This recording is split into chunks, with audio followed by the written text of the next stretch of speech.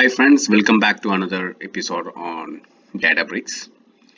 So this session we can talk about how we can read data from REST API.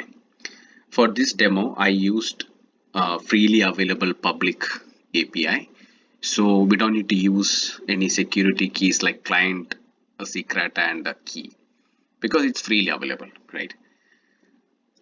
So while demonstrating this one, I also show you how we can use Python to request the data from REST API, generate the JSON output result, read the JSON data, JSON format, it's very important.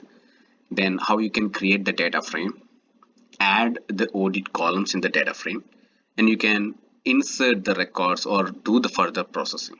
That we can later take it up because once you have the data frame, you can apply all kind of transformation on top of data frame. We can also see how you can use Spark SQL to read the data from JSON format, right? So whoever is interested in Spark SQL or very proficient in SQL kind of language, you can go for it. Or if you are interested in Python, we can use that. So the first thing I created for this demo, I created another folder. So normally I store all the raw data here in the raw folder, right? So this is similar to the live projects that we are using. So any kind of big data projects, what we do is we store all the data that we are pulling from the source system into raw folder. And then from the raw folder, we can push that into process layer or analytics layer, or every firm we can have separate naming conventions, right? So it's up to you or the firm who do the application projects. So for this purpose, I just created the raw folder where we can store all the source data here. And later, if you want to move into archive folder, you can do that also. Then this is the keyword that you need to use to create a web API folder, right? So right now you don't need to execute because I already created it. Now we'll go to the actual code. So for calling this web URL is very easy because we are not passing any secret and key as I told you before. So you have to just import JSON, then request. This is not required for this code, I just added. You can also import pyspark.sql.functions. We may use Spark SQL functions on top of data frame. Current date, at this moment I'm not using, but you can use the current date while storing that into your web API folder, right? Because every day if you are calling it, you don't need to overwrite the path every time. So if you're calling tomorrow, then the file name can be appended here, right? So if you want to pass date, you can pass like this, right? Then here dot format and pass the value here, current date. But right now I don't want actually because this is just a demo. I don't want to pass multiple files here. That's okay. And I also created a function here so that we can pass any URL here. Based on the URL, it can execute this code alone. Later in the next video, I'll be using the same function and keep this function in a separate notebook, and we will see how we can pass the parameter from this notebook to the child notebook and retrieve back the result, right? For now, I'm passing this URL. This is hard-coded value. Let's go and see what kind of value we are going to get it. I'm just copying this. Let's go here. So you can see the data coming in the JSON. This is an array. Inside that we have a bracket and we are getting API, description, auth, HTTPS, link. Yeah, so this is the total data set that we are going to get it. Now go back let's execute. Right now, before executing, okay, let me explain what exactly the response. So in the this is the URL that we are passing, and this is the function, and we are passing this particular URL inside this function that will invoke this function. And request, you are using the request to get. Okay, request is be imported here, and request have get method. In the get method we are passing this value. Once you execute this, that will retrieve the response here, correct? And if you are looking for JSON format, this also retrieving the JSON format, but this will be proper JSON, where you can use JSON dot loads and response dot text that will convert into JSON. But in this demo, for further data frame, creating the data frame and processing, I am using response dot text. So when you call this function here, it will give back your output result, out result, and output result JSON, these two functions. It's not mandatory, you can have only one, but since I created both, I am using both, right? And I'll be using out result to create the data frame. Now you have the data at this moment here. Once the statement is executed, now what you need to do, you can store that file into your raw folder, right? That's our process. You pull the data, then store that as a file into your raw location. Then from the raw location, you can further process. So this is your first process, source to stage or source to raw, right? So also, yeah, I forgot to mention that if you are new to Python or new to programming language, you may be wondering what is this try and except. But if you are aware of the programming languages, everybody knows about what exactly this code will do. So basically, if any error is happening in this code, it will capture that here and print the error here, so that the user will be aware of what exactly the issue, right? And yeah, so what we are doing, we are using dbutil fs.put method that will take this output result and paste the output result here in this path. Now you are ready. So next cell, we will see how we can read the data from and create the data frame. So df equal to spark dot read dot option, and we have seen in this session, right, this is a multi line. We have a count, entries, then we have array, right? So we need to make sure that the result is multi-line, so make it as option true. Then .json, provide the path, right? So you can even display if you want, but yeah, you don't need to display. So it will display the same result, right? So that should be fine. Okay, it says that path doesn't exist. Okay, sorry, I didn't execute this. Sorry, yeah, let's execute this. Okay, so this much bytes wrote in this particular path. Now we are going to create data frame out of that file. This is important, right? So you have entries here. Inside entry we have API, auth, category, course, description, HTTPS, link, etc. Correct? Now how you can read this JSON file, that's very important, right? For that we need to use explode function. So we are importing explode and call function from pyspark.sql.functions.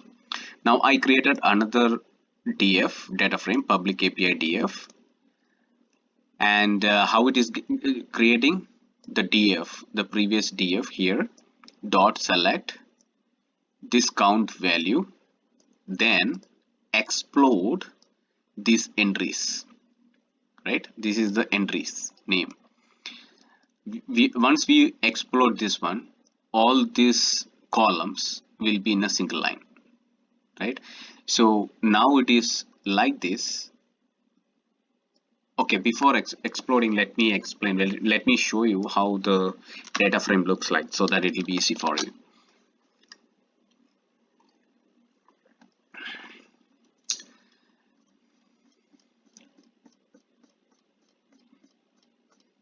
Yeah. So this entries contains the complete array. So once you do explode, the array will be exploding and keeping all the entries in a separate line, right? That's what we are going to see. Now come down and yes, explode the entries, right? So again, I'm telling you again, entries is nothing but this column at this moment. For this df, this is the entries. That column contains array, right? So that array we are going to explode it and look at the result, how it looks like.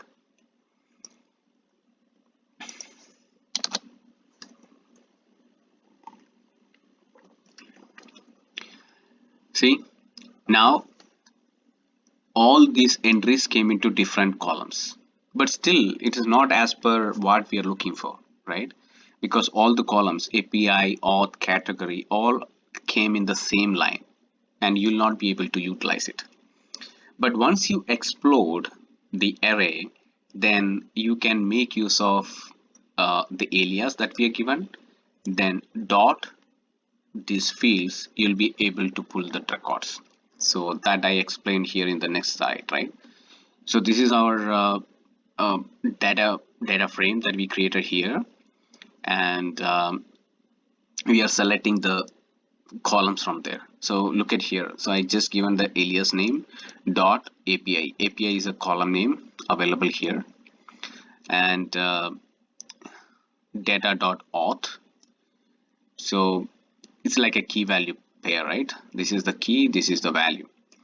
So we are giving again auth, category, and so all these keys you can give here, and the values will be coming in just like the table. Look at this. Now it's very readable format. You can make use of. Now this looks like a normal data frame or the table, right? Now the rest of the transformation, any transformation, you can do it on top of this. And the same thing you can achieve using Spark SQL. And okay, before going to Spark SQL, I also added one more point, right? How we can add new columns into the data frame, like audit fields. That also very common practice in the real life scenario, right? Where we have the source data coming in, we should know when this data pulled it and loaded into the table and what file it came.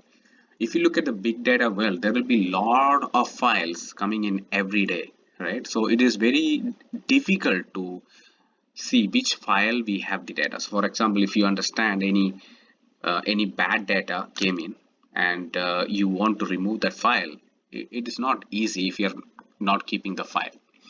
So if you keep the file, it is easy to control maintenance, everything. It will be very easy, right? So how we can add, you can next again you can add input file name from SQL functions. Then this is how you can add a new column in the existing data frame, right?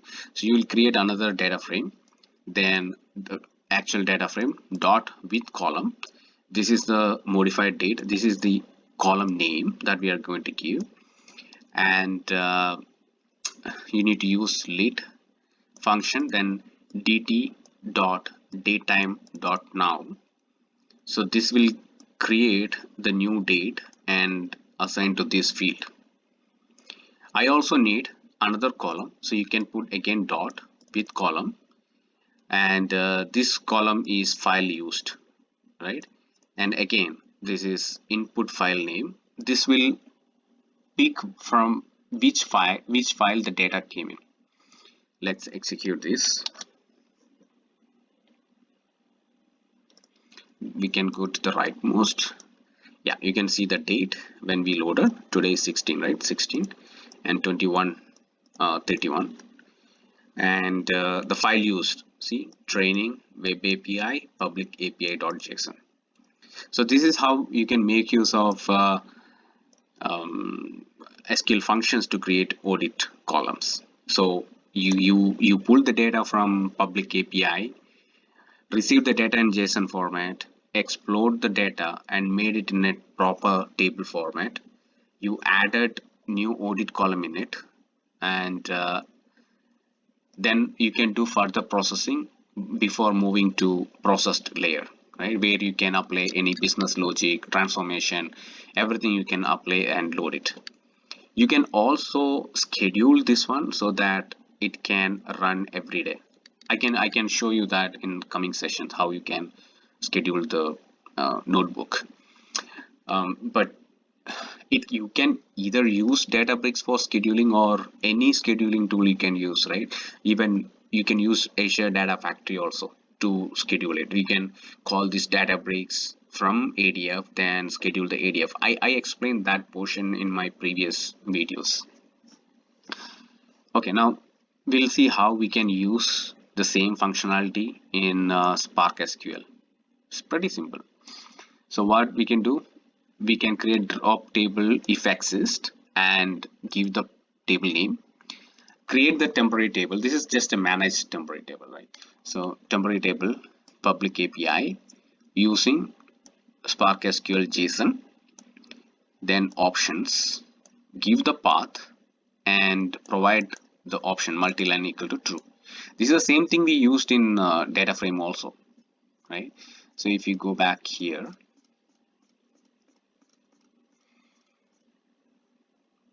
yeah, here also we use the same option. And once you create this, once you execute the statement, our table is ready. Now this is the first statement. Let me take out this one and show you what exactly it is.